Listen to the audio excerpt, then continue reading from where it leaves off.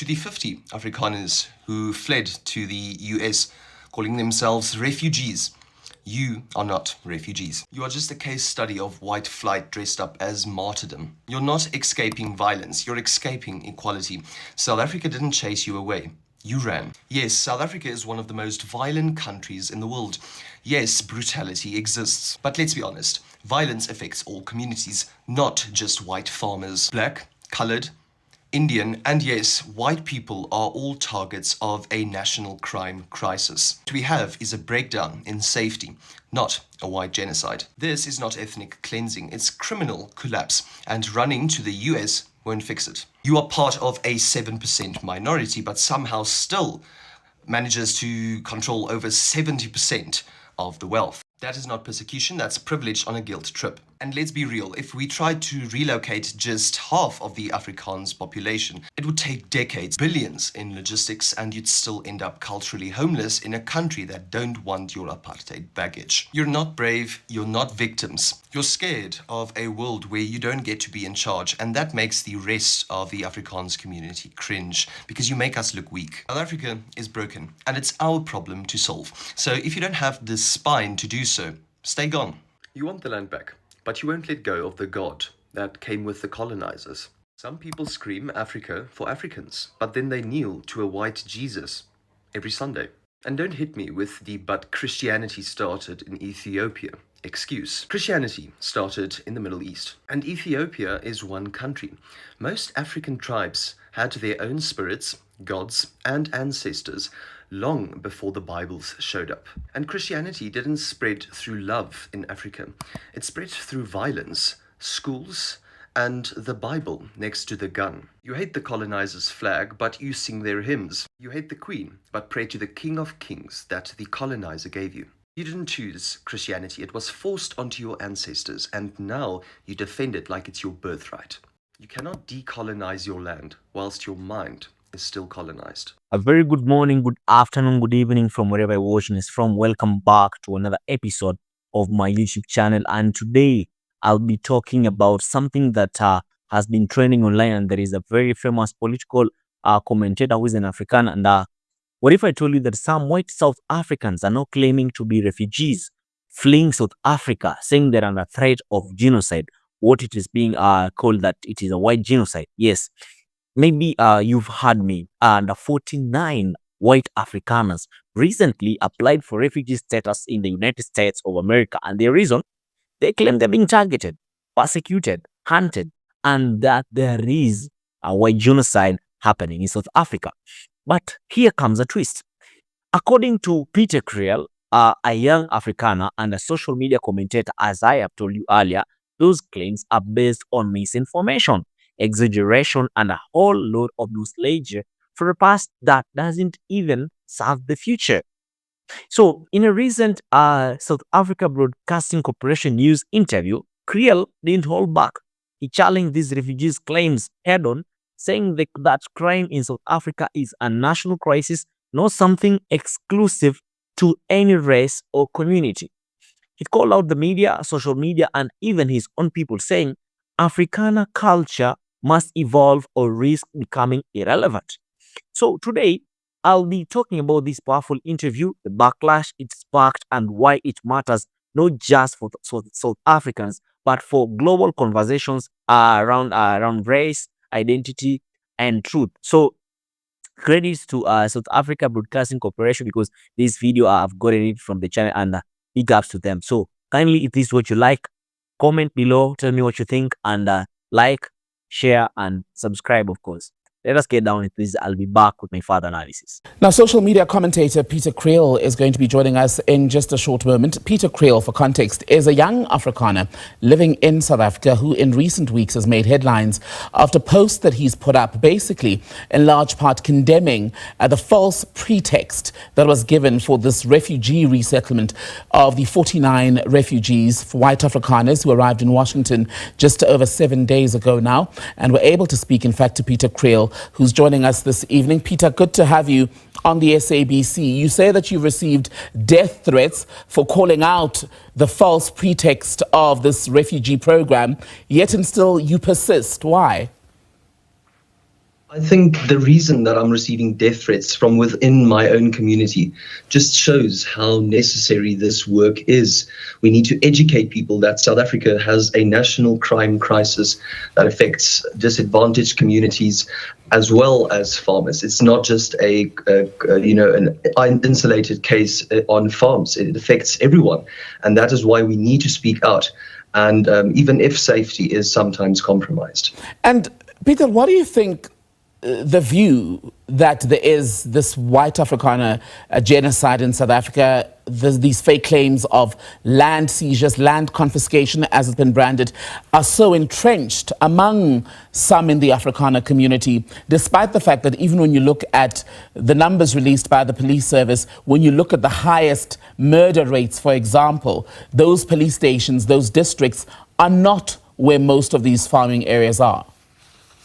Yes, well, when we look at what happens in these crime statistics, right, most of these crimes happen in rural areas. It happens in townships. It happens to women and children traveling to and from school.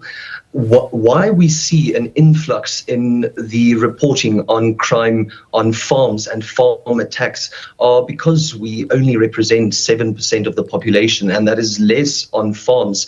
And it does look brutal when these attacks happen on isolated farms, and it gets reported into mainstream media way often than it does in townships, because in townships it just happens so often. Media just cannot report on it as much as it does on farms, because let's be honest, programming and coverage on farms and in these areas are much more than it is in rural township areas. And one murder is one murder too many in any part of South Africa. Given what you've just said then, why do you think the false claims, the misinformation carries so much and travels so far, so much so that people have applied for refugee status and even gone abroad?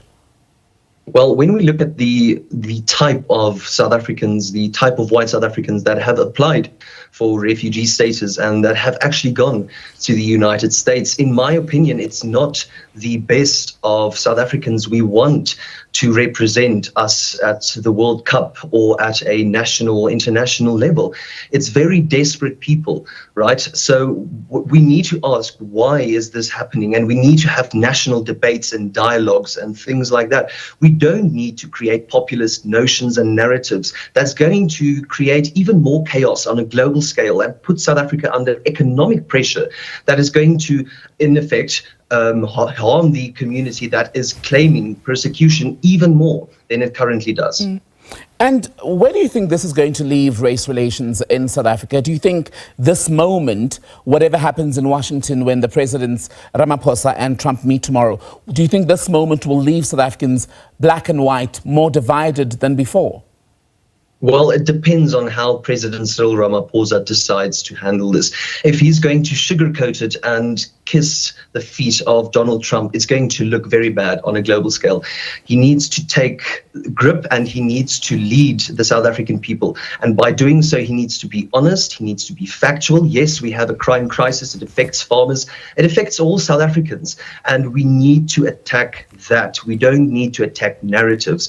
And I think if he approaches it correctly, it can leave South Africa in a more powerful position than it is now. But when we look at what's happening, we've been more divided. We are more divided than ever because Twitter and social media, people are spreading populist narratives rather than seeking truth. Because truth, this actually puts us in a flight or fight motion because we don't want unfamiliarity, right? Something else you've said online is that unless the Afrikaner community is evolved and inclusive, it will become irrelevant. What do you mean by that? And what would a more evolved and inclusive Afrikaner community look like? Because like with any other group of people, it is not homogenous. Yes, well, what I've meant with being inclusive as an Afrikaans people, when we look at what has happened in history, we've had mass segregation, we've had things like apartheid, we've had the world equate being Afrikaans to segregating people, to placing people in homelands and infertile land and so forth.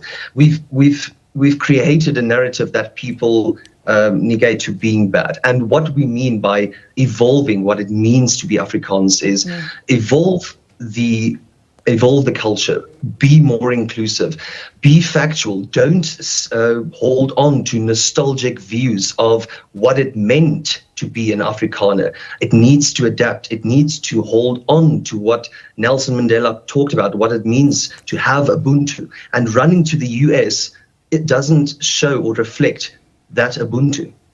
And lastly, Pieter, I wonder if your message is better or worse received because you're a young Afrikaner yourself, and what the personal cost is. We spoke about death threats earlier, but what has been the personal cost so far, and what do you expect it to be as you continue to spread this message? Well, of course, obviously, I assume that it will only get worse in the long run. But I don't intend to stop. I intend to build communities, and I don't intend to attract followers. I intend to build thinkers for the next generation, right? I don't want to be a president. I don't want to go into politics, but I want to educate people where education is needed, because in people that have the belief that they are superior cannot be educated, because in order to be educated, you need humility. And that is where we as Afrikaans people, we need to begin. We need to be humble. You said earlier that you are hoping that when President Cyril Ramaphosa speaks on this issue at the White House with Donald Trump in the next 24 hours or so, you hope he doesn't sugarcoat things. Do you think that the visit, though, will make a difference both on the global stage and here at home, given how far things have gone? Well, I think at the end of the day, President Cyril Ramaphosa has gone to the United States. He can present it in a factual manner to present to other global nations, whether or not the Republican Party and Donald Trump and Elon Musk accepts that. That is going to be their choice, right? And whether they accept it or not, that will reflect to other world leaders. The only thing Cyril Ramaphosa and our president can do is be honest, and in doing so, he can be a good, example to not just South Africans, but to the world. If Donald Trump and his cabinet and so forth don't accept it, that will reflect on them. So, good people, the claim of white genocide in South Africa has been circulating for years, amplified by far-right figures around the world, including Donald Trump himself, of course, who once tweeted about it. And it is an emotionally loaded, highly polarizing narrative, and Pieter Kriel says it's simply not true. So according to him, he says that violent crime affects every community in South Africa. Black, white, rich, poor, rural, or urban. It's something that we all know. But because white farmers are smaller, more visible groups, attacks on them look more brutal and get more airtime, especially from international media outlets, with an agenda, of course. He makes it clear, and yes, farm attacks are happening. Yes, they're brutal, but so are the crimes in townships, where the media doesn't even scratch the surface. And yet, there is no refugee program for Black South Africans living in fear in poverty-stricken areas every day. And here is where everything that it gets even deeper. And Kriel has talk about it, and he says that the problem is not just crime; it's how social media turns pain into populism. Platforms like Twitter aren't looking for truth; they are looking for trends. And the more sensational the story, the more viral it goes. Everyone who uses social media every day knows about that, of course. So he points out that this emotional manipulation creates a flight or a fight mentality. The people aren't reacting to facts, they're reacting to fear, and that fear becomes a political tool, where one that's now that's shaping the international refugee policies, of course. So when you see 49 white Afrikaners claim that they need asylum in the United States, they are not just fleeing crime, they are fleeing change. They are fleeing the idea of a South Africa where the privilege doesn't automatically guarantee protection anymore, because they think that their skin color will guarantee them protection. But Kriel admits that it is not. And instead of having honest and comfortable national conversations, we get populist myths, global headlines, and more division. So, guys, there is something that I want you to think deeper, and let us talk about this. And it's something that is bigger, and I want us to look at the bigger picture, because Pieter Kriel's words go far beyond a single interview. This guy I've met, I have known him from TikTok, of course, and he says Afrikaner culture is at a crossroads, and he's right. There are parts of that community that are still annihilating to an identity shaped by apartheid, shaped by colonialism, shaped by fear of becoming irrelevant in South Africa. That's trying and often struggling to move forward. Well, that's true because if you've watched documentaries from South Africa, you'll see that there are places where black people, natives, can't access. But Kriel is not here to coddle nostalgia. He's saying that people need to wake up, people need to grow up, and people need to step up because even the Afrikaner culture itself, it must adapt, it must be inclusive, it must be honest, or it will fade into history as just another group that couldn't let go of the past. Because there is a hard pill that people need to swallow, especially when figures like Donald Trump, Elon Musk, or the Republican Party are echoing these false narratives, not because they care about South Africa, but because it plays well with their base, it plays well with their card, and it is something that they understand or they can resonate with. This is not just a South African issue, it's about how truth is being weaponized globally.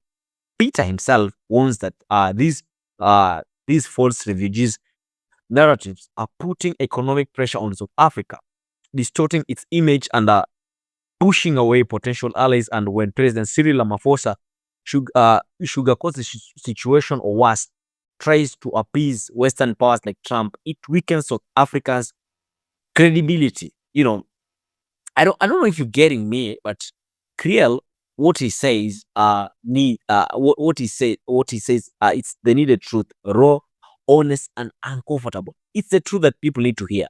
Yes, South Africa has crime problems, but yes, all citizens are affected. But claiming genocide, claiming apartheid in reverse, those are just lies, and they make it harder to address the real issues like poverty, inequality, and the trauma left by centuries of racial injustice. So let that sink in. Let people know this, because here's the real question, and I want you to answer me in the comments. What kind of future are we building when lies are more powerful than the facts? Tell me in the comments, because this moment in history, this debate over race, refugees, and responsibility is a test for South Africa and for the world that is watching. Will we allow social media myths to shape our international policies, or will we choose to face the messy, complex, and uncomfortable truth? Peter Kriel is an African. He made his choice, and we must also make ours. Thank you for watching. If this is what you like and really enjoy, kindly like, comment, subscribe, and share. I hope to see you in my next video. Peace out.